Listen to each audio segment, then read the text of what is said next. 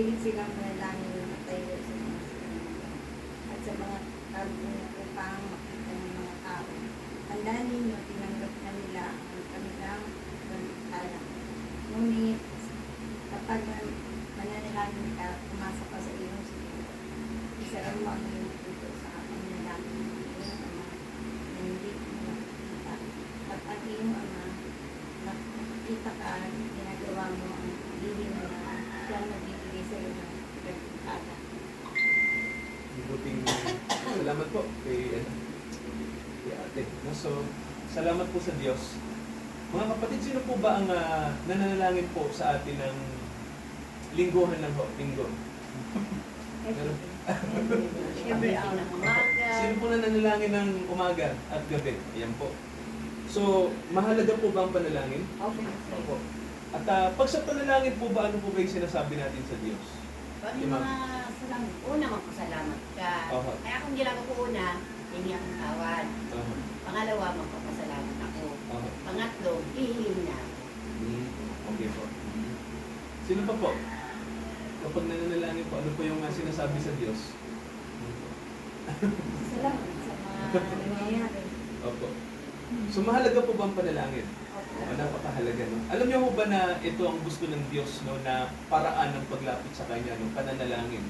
At sabi po kasi ng Panginoong Jesucristo sa atin na sa pananalangin po pala, napakahalaga po ng tuto, ng pagiging taimtim ng puso, no?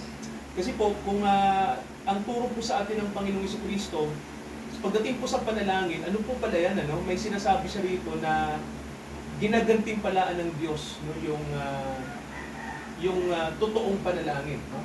Yung panalangin po na hindi pa kunwari. Kasi po, may tinuro ang Panginoong Jesucristo na maraming taong lumalapit sa Diyos, pero hindi totoo yung kanilang pananalangin, no?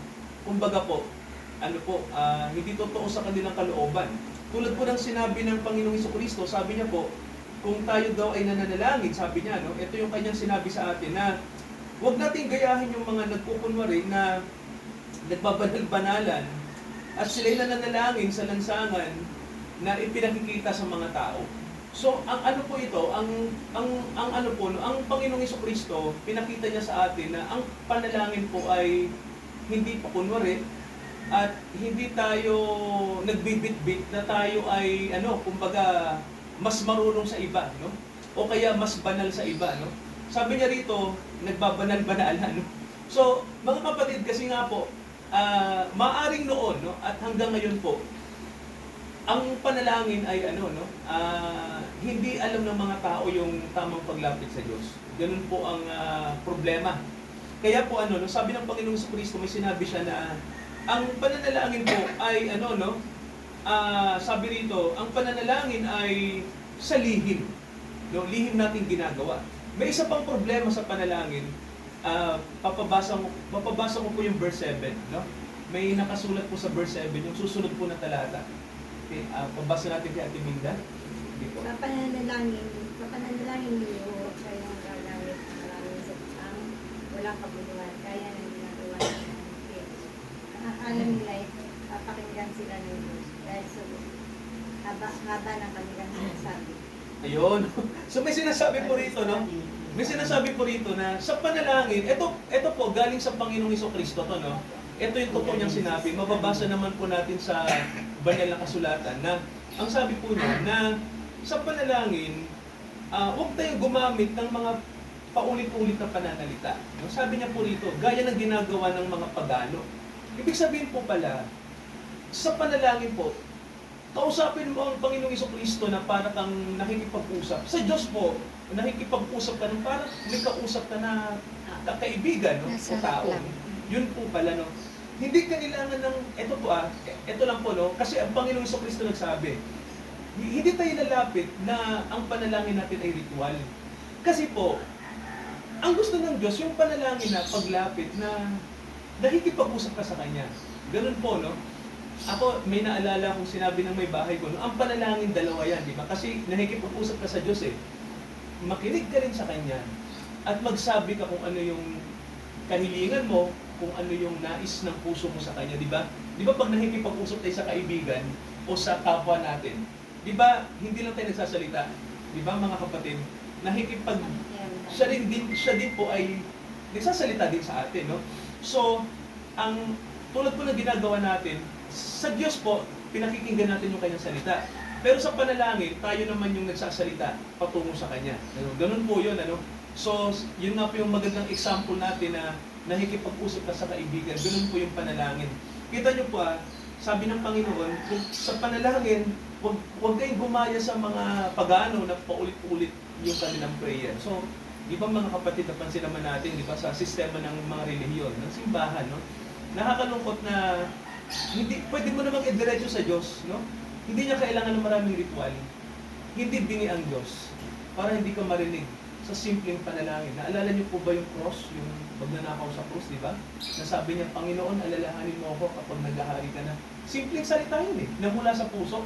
Anong sabi ng Panginoon sa kanya? Ngayon din, isasama kita sa paraiso. Nakita niyo po, no, na nakikinig ang Panginoon tao sa pusong panalangin, di ba? Hindi mo kailangan ng maraming daldal. Mga kapatid, no? Hindi kailangan nun. Nagpapakapagod lang tayo ng ilang oras kapag nagre-ritual tayo. Hindi ganun ang Diyos, hindi siya bingi. Di ba? No, simple lang mga, di ba nakita niyo po, simple ko lang, di ba? Pag may kausap ka naman na nakikinig, Whisper lang, whisper. Hindi mo naman kailangan ng paulit-ulit, Lord, pingin na ganito, Lord, pingin na ganito, Lord, di ba? Puro ganun. Hindi ganun ang Diyos. Nakikinig siya sa simpleng sinasabi mo sa Kanya. Naintindihan niyo po? No? Kaya mga kapatid, no, tama bang Panginoon sa Kristo? Sa ano ang tamang panalangin, no? Sabi niya po, ito yung maganda. Sabi niya, sa inyong pananalangin, sabi po niya, no, pumunta ka sa iyong silid, sahan mo ang pinto, manalangin ka ng lihim sa Diyos. So mahalaga po ba yung pananalangin ng lihim sa Diyos? Yan po yun. Kasi sabi nga ng Panginoon sa Kristo, sa panalangin, hindi kailangan ng maraming daldal, hindi kailangan ng maraming ritual. Ikaw mag-isa, pwede kang makapanalangin. Amen po ba? Ang pananalangin, ito po ito yung sabi niya, yung sabi ng Panginoon sa Kristo sa atin. Sa panalangin, hindi ka pupunta sa simbahan para manalangin. Naintindihan niyo po? Di ba? Kasi yung iba, ang kaisipan nila, ay pupunta ako sa simbahan para magdasal. Ang sabi ng Panginoon, hindi rin kailangan yun. Sabi niya, kahit sa bahay mo, tama ko ba? Sa kwarto mo, sa sala niyo, tama ba? Ang panalangin, gawin mo sa lugar na kung saan ay tahimik, tama ko ba? Na walang ibang tao, tama ko ba? Kasi mga kapatid, maraming Kristiyano ang akala nilang panalangin. Tara, punta tayo sa simbahan para magdasal. Pwede kayong magdasal sa bahay. Pwede kayong magdasal sa kwarto. Di ba? Kausapin ng Diyos. Eh, ang Diyos po ba? Saan po ba siya nakatira? Nakatira ba siya sa templong gawa ng tao? Di ba sabi ng Biblia na siyang may likha ng lahat ng bagay, di ba? Alam niya ang lahat ng lugar. Di ba mga kapatid? No? So, mahalaga po bang pananalangin? Napakahalaga. No? So, mga kapatid, may naalala ko, may sinabi ang Panginoon, no? Sa paglapit sa Kanya. Ano po ba ang paraan na gusto ng Diyos ng paglapit sa Kanya? So, ito po, pakinggan niyo po. Bababasa natin din at Mabig, no? At kung may Bible po tayo. Tingnan niyo po yung sinabi ng Panginoon sa verse 9. Ito yung itinuro niya na hindi alam niyo po, ito yung pattern. Sabihin niyo nga po pattern. Pattern. So, ibig sabihin po, may sinabi ang Panginoon na pattern sa atin, ano? Pero hindi ibig sabihin po na ito yung parang uulit-ulitin natin prayer, no? Pattern po. Pag sinabi kasing pattern, Para example. oo, example ng paglapit sa Diyos. Sige po, anong sabi ng Panginoon sa verse 9? Sige, mga kapatid. Ganito kayo Sige manalangin. po. Ama namin nasa langit, sambay nawang yung pangalan. Yan. So, di ba kadalasan sa mga iba nating kaibigan, no? Inuulit to, di ba? Ama, sinasamba po namin ang inyong pangalan. Di ba ganyan? Sambahin ang pangalan mo. Parang kinakabisado mo lang. Pero di ba sabi nga rin, pattern yan. Pag sinabi ng Panginoon na sambahin mo ang pangalan niya, di ba ang pangalan ng Diyos? Alam niyo ba yung pangalan niya? Kung ano? Di ba? Ano ang pangalan ng Diyos nang pumunta siya sa lupa? Nang magkatawang laman? Si Mabik. Tama, no? Jesus. So, pag sinasamba natin ang pangalan ng Panginoong Kristo, di ba? Ang ibig sabihin ng pangalan niya, alam niyo po ba ibig sabihin ng pangalan Jesus? Kung ano? Ang ibig sabihin po ng Jesus ay ang Diyos ang tagapagligtas. Ganun Ate Mabi ang pangalan ng Jesus, no? Ibig sabihin ng Jesus, Yahweh says. ang Diyos ang tagapagligtas. Yung po kasi, yung salitang Jesus kasi, English yan, yung salitang Ingles galing sa salitang Griego, no, na Yeshua. translate lang sa Ingles, pero ang Biblia kasing dala-dala natin, hindi naman talaga Tagalog at Ingles at Latin, hindi rin Latin, no? Natulad din ng ibang ginagawa ng simbahan ng Latin din. Pero ang totoo, Griego ang pagkakasulat ng Bagong Tipan, no? New Testament. Ang nakalagay ay Isas. Ang ibig sabihin po ay ang ibig sabihin po, kung pupuntahan natin yung pinaka-original na pangalan niya Yeshua. sa salitang Israeli, no, Ako, Yeshua. o Hebrew, ang nakalagay Yehoshua. Yehu, ibig sabihin Yahweh. Tapos yung sumunod na salita, salvation. Si Yahweh ang tagapagligtas. Yun po, no? Si Yahweh ang tagapagligtas. So ibig sabihin po, yung salitang Jesus, ang ibig sabihin po, Ate Mami, na mali, pag sinabi Jesus, Tagapagligtas. tama, ang Diyos ang tagapagligtas. So, maganda po yung pangalan ng Jesus. Ako may kaklase ako noon, pangalan Jesus, di ba? Yung Jesus, ang alam ko, Spanish yun, di ba? Pero Jesus pa rin yun. Pero alam niyo po yung Jesus, normal na pangalan noong araw, Timabig, no? Pwede ka naman ng pangalan niya sa anak, Jesus? Pwede Yung mo. uncle ko, pangalan niya Jesus. Oh, Jesus kasi, normal naman na pangalan yan. Pero Pero, hindi ba mura-mura na lola? kasi ginamit ng Diyos na pangalan niya nung siya'y nasa lupa, no? Kasi parang, kumbaga sa atin, napakasagrado nun, nung pangalan na yun. Pero sa, alam niyo po, normal lang na pangalan niya, no? Pero sagrado sa atin kasi nga, ang Panginoon na nasa lupa, pangalan niya yun eh. Di ba? Kaya tama po Ate Mabik, hindi mamura-mura talaga. Yan ang totoo. Oh.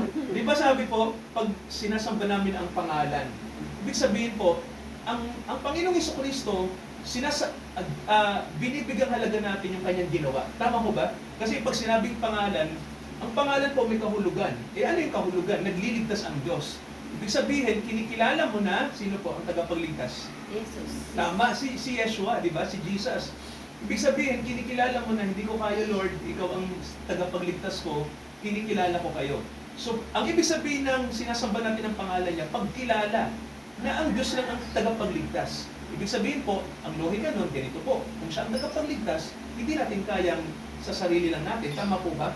Dumidepende tayo sa Kanya. Tama po ba? Sabihin nyo nga po, dumidepende ako sa Diyos. Yan. So, mahalaga sa panalangin, number one, mga kapatid, no? Dumidepende tayo sa Diyos sa lahat ng bagay. Alam niyo ba na ang tao hindi talaga marunong manalangin? May ganun po sinabi sa Bible, no? Kaya nga ang Panginoon nagturo, kasi hindi tayo marunong manalangin ng tama. Diba? May mga tao na nanalangin, kailangan pa ng imahe. Tama ko ba? Wala tayong doon, kasi yun ang kultura ng simbahan na pinanggalingan natin. Pero alam niyo ba, diba, sabi nga ng Panginoon, hindi mo kailangan may makita. Ang Diyos Espiritu eh. Tama ko ba? Espiritu siya. So, hindi mo kailangan makita siya. Mga kapatid, no? Hindi kailangan. Ipikit mo ang mata mo, kausapin mo siya. Simple lang ho ba? Buong Mararamdaman. puso, isip, lakas at kaluluwa. At ang Diyos makikinig sa atin. Hindi po ba? Mararamdaman ang So, pastor, ano ba ang tamang paglapit sa Diyos? Pag lumapit ka ng full dependence. Nakadepende sa Kanya, hindi mo kailangan may makita. Pikit mo lang ang mata mo, manalig ka na nakikinig siya sa'yo. Kasi ang Diyos po, sa lahat ng panahon, hindi siya natutulog. Tama ho ba? Natutulog po ba siya? Palagay mo, di ba hindi? So mga kapatid, unang bagay, sa Diyos ka lumapit, full dependence. At ito po ang sabi niya, mga kapatid. No? Ang may nakalagay dito, tatlong bagay po ito. Una, dumipende ka sa Diyos. Ikalawang bagay po, may sinasabi rito, no, na may sinabi sa verse 10 at imabig, basahin natin. Ano nakalagay? Dumating nawa. Sige po, Dumating nawa ang iyong karyan. tuloy po. Pasunod nawa ang iyong kalooban dito sa lupa tulad ng sa langit. Ayan. Di ba, anong pattern po makikita nyo dyan? Di ba maganda? Ikalawang bagay po sa panalangin, hingi natin, mga kapatid, no, na dumating ang kalooban niya. Tama ho ba? Kasi tingnan nyo po ito yung mali na panalangin na ginagawa natin. Una natin ginagawang problema sa panalangin, hindi tayo nang hingi agad sa Diyos. Hindi kinig po ba? Okay, mga kapatid, hindi masama humingi, gusto ng Diyos yun. Pero po, ang masama, sa puro hingi, hindi natin hinihingi kung ano yung kalooban niya. Maraming nananalangin sa Diyos, kalooban nila ang pinipiling sa Diyos. Mali po yun. Mga kapatid, hindi yung paghapit sa Diyos. Dinidiktahan ba natin ng Diyos? Di ba? Hindi pwede yun. Mga kapatid, mali, no? Ang panalangin po, paglalapit ka sa Diyos, ikalawang bagay po, hingin mo kung ano yung kalooban niya. Kasi mga kapatid, doon ka natututong makinig. Di ba? Pag ikaw nananalangin, nakapikit ang mata, alisin mo muna yung kaisipan mo, at tumawag ka sa pangalan ni Jesus, pakinggan mong maigi ang sasabihin ng Holy Spirit, mga kapatid, no? Ano yung ipapahayag niya? Alam niyo po kung bakit? Ganito po yan. Sa Diyos po kasi, hindi mo pa sinasabi yung kailangan mo. Ano po ang sagot? Alam niya. Tama. Naging Diyos pa siya kung hindi niya alam. Tama ho ba? Alam niya yon. Parang ganito.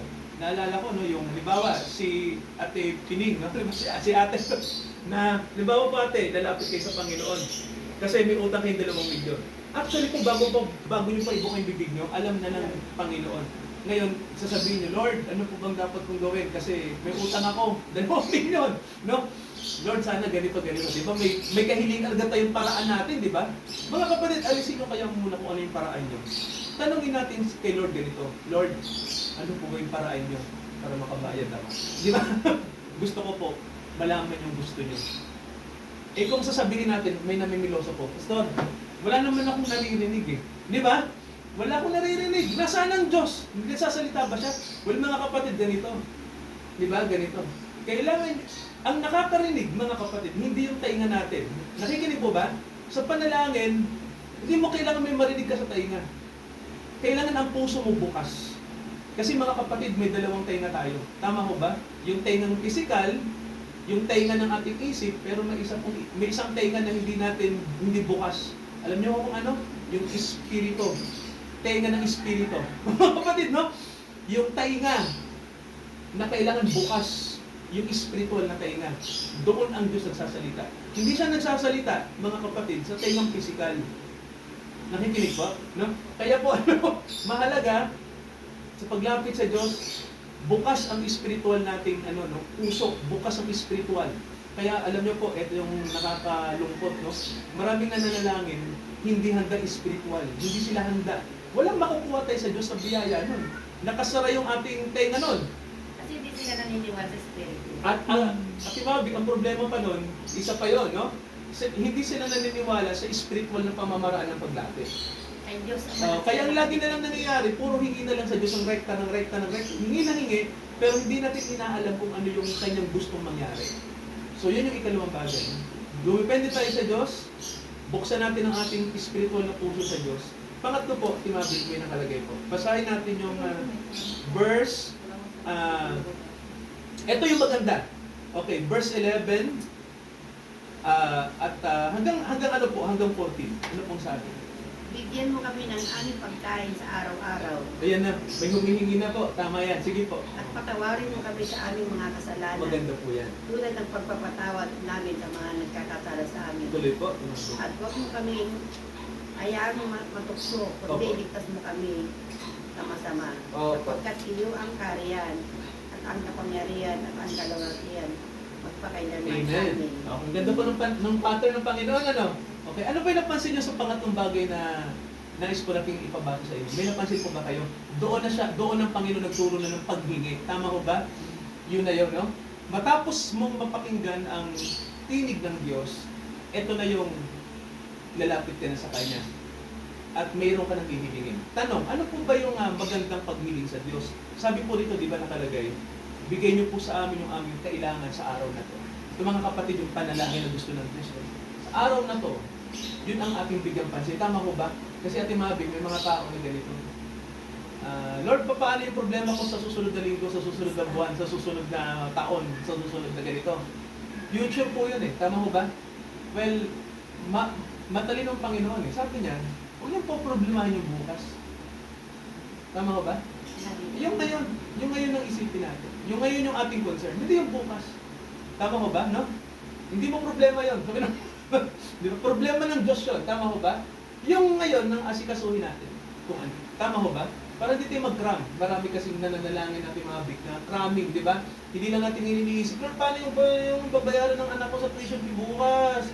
Paano sa isang linggo, Lord? Paano yung ulam namin? Paano yung dadaling? Hindi mo kailangang isipin yung bukas. Tama ko ba? Ganun ang isipan kasi natin, di ba? Iniisip lagi natin yung bukas, mga kapatid. Advance mag-isip. Pero ang Panginoon sabi niya, hindi yung alalahanin, yung ngayon, yung akong bahala. Siya nga ang bahala ngayon, paano pa, di ba? Siya nga ang bahala ngayon, paano pa yung bukas? Hindi siya talaga. Tama ho ba? Kaya sabi niya, sa araw na to, Lord, kung ano yung aming kailangan, pagkaloob po ninyo. Alam niyo po, pag sincere tayo sa ganyan, mga kapatid, I tell you, pagkatapos yung manalangin, confident na kayo. Tama ba? May gagawin ng Diyos. Basta't maging responsable tayo. Sabi ng Panginoon sa atin, ito yung maganda mga kapatid. Isa sa mga bagay na gusto ng Diyos na hingin natin, bukod sa kailangan natin ngayon, di ba sabi, ano yung dapat hingin? Patawad. Tama po, di ba sabi, patawad nyo ang aming kasalanan. Pero, sa paghingi mo ng tawad, marunong ka din dapat magpatawad. Ibig sabihin po, responsable tayo. Kasi may mga tao na, Lord, patawarin niyo ako. Kung sabihin ni Lord, o sige, patatawarin kita, pinatawad mo ba si kapatid? Pinatawad mo ba yung iyong kapatid na nagkasala sa'yo? Pinatawad mo ba?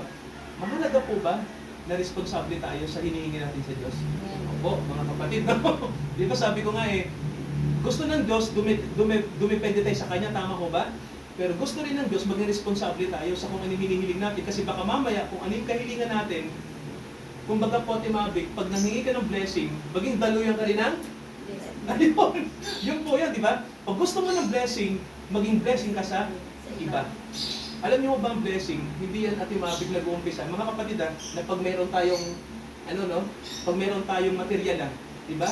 Alam niyo po, di ba ang blessing, nag-uumpisa yun kapag ikaw ay, attitude mo na yung maging mapagbigay. Tama ho ba? Attitude mo na yung mapagpatawad. Tama ho ba? Nag-uumpisa po sa mindset, sa puso.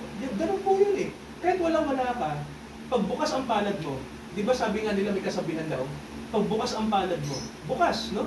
Hindi lang sa material. Oo, hindi lang sa material. Tama. Kasi nag-uumpisa sa spiritual bago mag-material. Naniniwala ko ba kayo? Lahat ng bagay kasi spiritual. Parang ganito po. Kunyari, ganito, mayroong kailangan kalima. Di ba may lumapit po sa inyo may kailangan sa inyo, no? Wala kayong maibigay. Pero mga kapatid, pag sinabi mo, Lord, wala pong maibigay ito, pahingi po para mabigyan ko to, bibigyan ka. Di ba? Di ba mga kapatid, napansin niyo po yung domino effect? Ang taong mapagbigay, mga kapatid, dumarating kapag ang attitude mo ay mapagbigay ka na. Tama ho ba? Nag-uumpisa sa mindset mo. Kaya ang blessing po, mga kapatid, hindi mawawala kapag bukas palad ka.